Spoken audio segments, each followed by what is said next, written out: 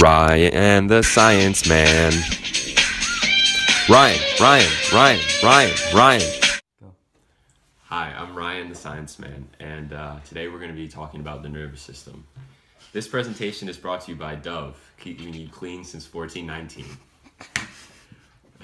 The two major parts of the nervous system are the peripheral and central nervous systems.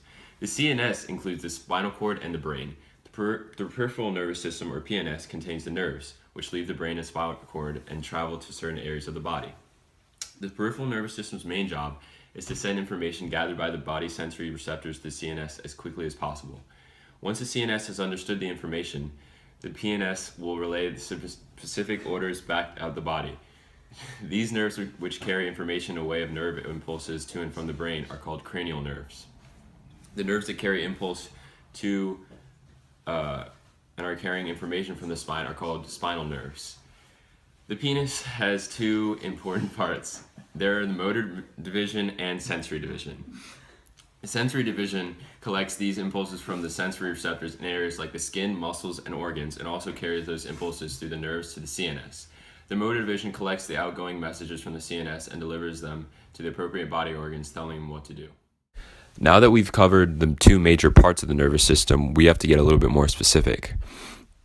We're going to talk about the main parts of the nervous system and the special organs that help it carry out its functions.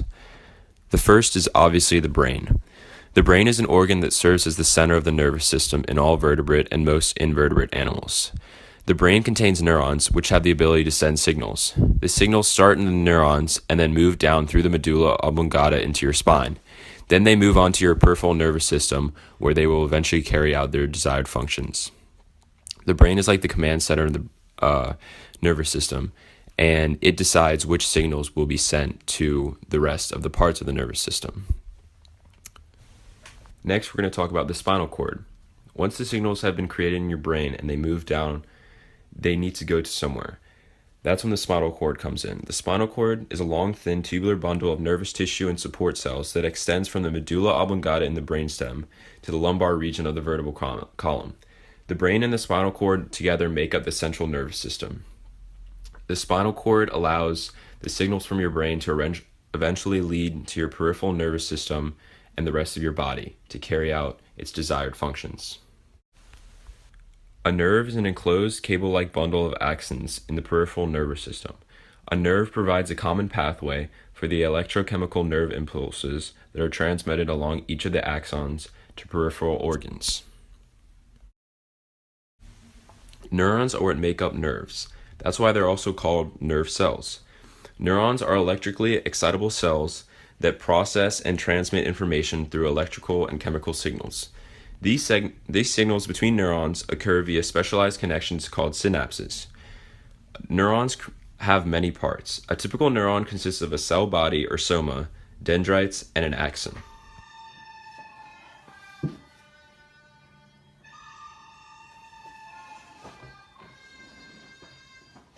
Hello, my name is Jack. Cool story, bro. Hey, shut up, Jim! Gosh, hate that guy. This is going to be brought to you by Easy Cheese, excellent source of calcium.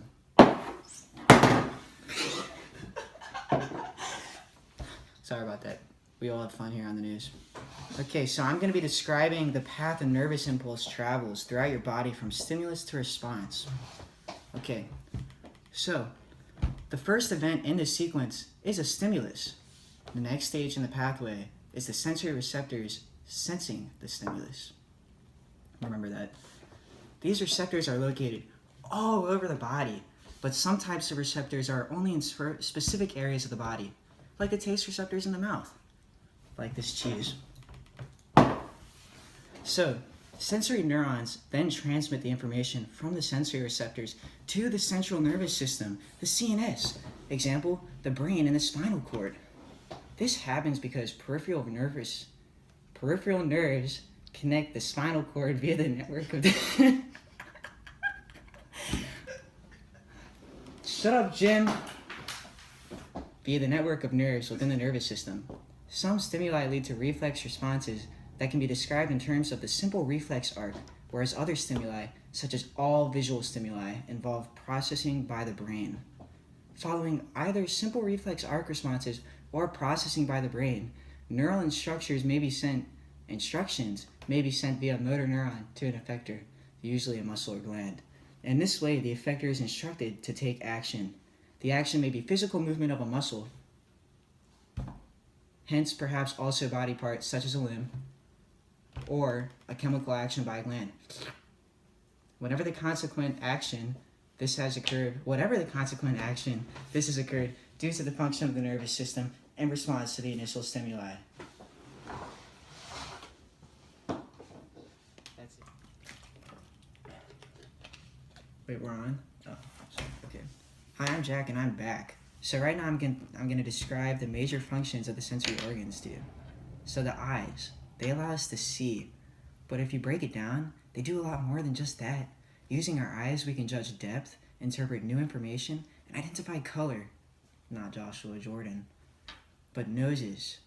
Noses are used to smell scents. They get a sense for what particles are traveling through the air, which can help us identify if dangerous chemicals are nearby. You don't want to die, do you? Smell also has the strongest connection to memory. A familiar smell can remind us of things long forgotten. Ears allow us to hear sound, to detect vibrations in the air particles around us. But the inner ear also helps us maintain balance and regulate sinus pressure. This is especially useful when you change altitude, like for example, when you're flying in an airplane.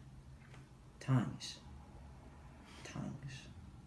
They're used to taste things, allowing us to figure out if something is going to be useful to our bodies or poisonous.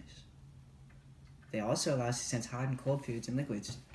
Last of all, the skin, which is responsible for what may be the most important senses in the human body. Touch. Feel. That's it, people. This has been brought to you by School Glue, the fabric that holds our lives and our grades together, because we all know that at Benjamin Franklin High School, I don't think I need to finish that sentence. I'm Max Rick, and I'll be talking about how the nervous system works with other body systems. So although your body is separated into many different systems, each individual system works with each other to maintain homeostasis. Homeostasis is the process of maintaining a constant internal environment, even when there are changes in the external environment. Normal body temperature is 98.6 degrees. Your body temperature is constant whether or not the outside temperature is 20, 70, or 110 degrees. But when it is 20 degrees, which is very cold, your body will shiver and you will get goosebumps. Both of these actions help produce heat, which will keep your internal temperature at 98.6 degrees. When it is 110 degrees, which is very hot, your body starts to sweat. Sweat evaporates from your skin, which is a cooling process, which will keep your temperature at 98.6 degrees. In the example above, your nervous system notices that your body is hot or cold and tells your muscles, the muscular system, to contract. Your circulatory system is also working with your immune system to bring fluids up to your skin to sweat and circulate your blood to help keep you warm when it is cold. Breathing is another example of your body systems working together. When you breathe, you think of the respiratory system. However, think about what the respiratory system does. It delivers oxygen, which are nutrients, and removes carbon dioxide, which is waste. However, the respiratory system only exchanges these gases through the lungs. These gases need to travel throughout the entire body. The circulatory system allows the gases and blood to travel everywhere. The skeletal and muscular systems are also involved because they help push the blood from one end of the body to another. A third example is when a pathogen enters the body. Your immune system is responsible for keeping invaders out. When you breathe in a pathogen, it can sometimes cause you to cough. Your immune system recognizes the invader and communicates to your body that it is bad. Then your skeletal and muscular system are responsible for creating contractions to create the cough. And thanks to our sponsor,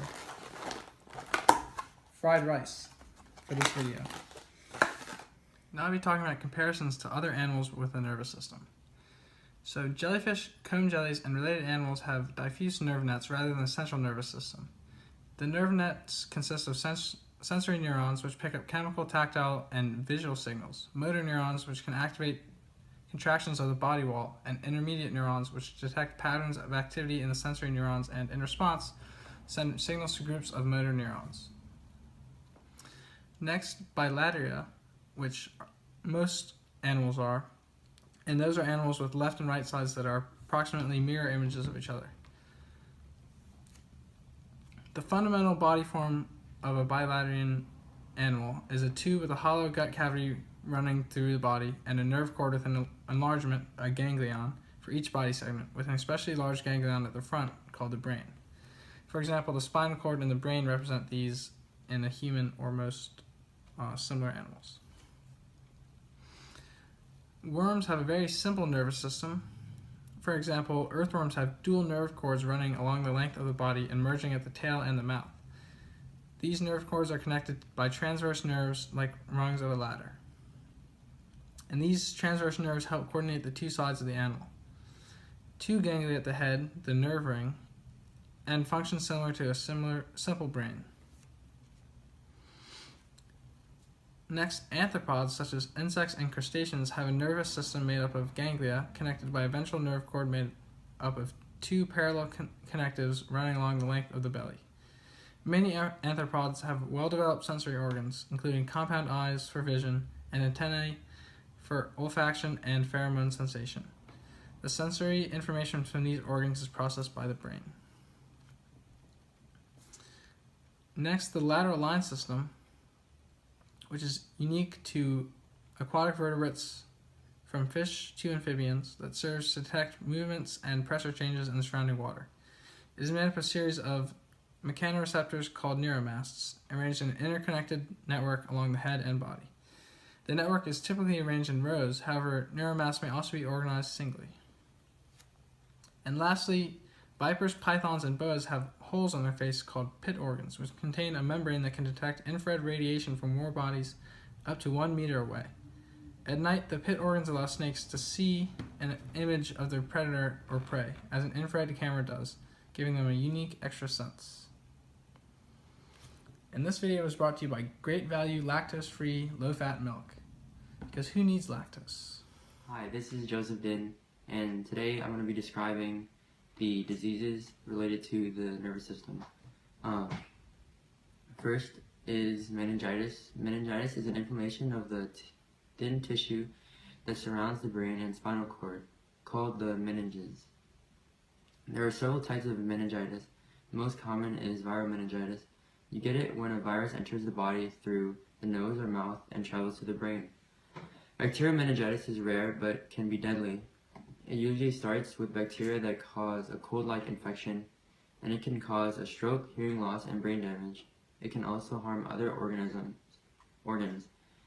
Pneumococcal infections and pneumococcal infections are the most common causes of bacterial meningitis. This disease primarily affects the brain because the neurons get rerouted and cause deadly strokes. A second disease is dementia. Dementia is a general term for a decline in mental ability severe enough to interfere with daily life. Memory loss is an example. Alzheimer's is the most common type of dementia. Dementia is not a specific disease.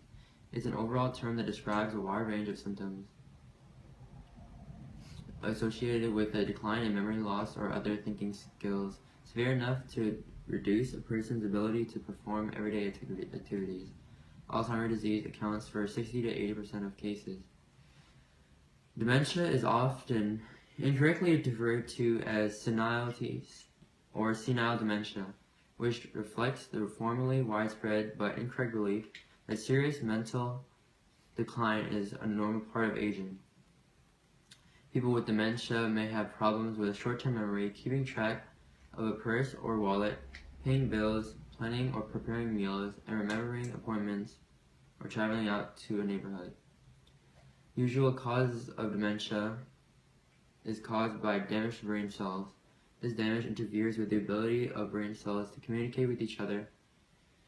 When brain cells cannot communicate normally, thinking, behavior, and feelings can be affected. The brain has many distinct regions, each of which is responsible for different functions, for example, memory, judgment, and movement. When cells in a particular region are damaged, that region cannot carry out the functions properly. A final disease related to the nervous system is Parkinson's disease. To understand Parkinson's, it is helpful to understand how the nervous system works and how Parkinson's disease, denoted PD, affects normal functions. Nerve cells, or neurons, are the basic building blocks of the nervous system. The neuron is responsible for sending and receiving nerve impulses or messages. Try to picture electrical wiring in your home. An electrical circuit is made up of numerous wires connected in such a way that when a light switch is turned on, a light bulb will beam. Similarly, a neuron that is excited will transmit its energy to neurons that are next to it. PD is a degenerative, progressive disorder that affects nerve cells in deep parts of the brain called basal ganglia and the substantia nigra. Nerve cells in substantia nigra produce the neurotransmitter dopamine and are responsible for replaying messages that plan to control body movement. For reasons not yet understood, the dopamine-producing nerve cells of the substantia nigra begin to die off in some individuals. When 80% of the dopamine is lost, PD symptoms cause tremors, slowness of movement, stiffness, and balance problems. These impulses are passed from neuron to neuron, moving quickly from the brain to the spinal cord, finally to the muscles. These impulses are passed from neuron to neuron, moving quickly from the brain to the spinal cord, finally to the muscles. More than 1.5 million Americans have PD. It typically occurs in men and women around age 60, and early onset Parkinson's occurs around age 40. This segment has been brought to you by Energizer batteries, the energy that keeps me going in this class. Thank you. So Jack, God, it's the science guy. yeah, man, No science. way. We're going to talk about the evolutionary path of the nervous system, okay? So the nervous system is arguably one of the most important parts of your body, but there was a time when it was very simple. In organisms like hydra and jellyfish, their nervous systems are very simple. They do not have a centralized system and impulses can move their entire body. As organisms on Earth evolved, their nervous systems became more complex and efficient. Nerves started to cluster in certain areas so they'd be sensitive. Also, central nervous systems began to evolve. As insects, reptiles, and other organisms evolved, they all possessed brains. With these brains, they gained even better nervous systems. The introduction of vertebrates changed the entire situation. Now, organisms had spinal cords with nerves attached to conduct the electric impulses. Humans are an example of the final product of all this evolution. There are millions of nerve cells in the human body. This number even exceeds the number of stars in the Milky Way. The human brain alone consists of about 100 billion neurons. If all these neurons were to be lined up, it would form a 600-mile-long line, kind of like how we lined up in the hallway. The nervous system can transmit messages very quickly. It can transmit impulses at a tremendous speed of 100 meters per second. Wow. The speed of message transmissions to the brain can be as high as 180 miles per hour. We try to recreate this by running around the blacktop after school. As you can see, I'm about as fast as the neurons. In humans, the left side of the brain controls the right side of the body, while the right side of the brain controls the left side of the body.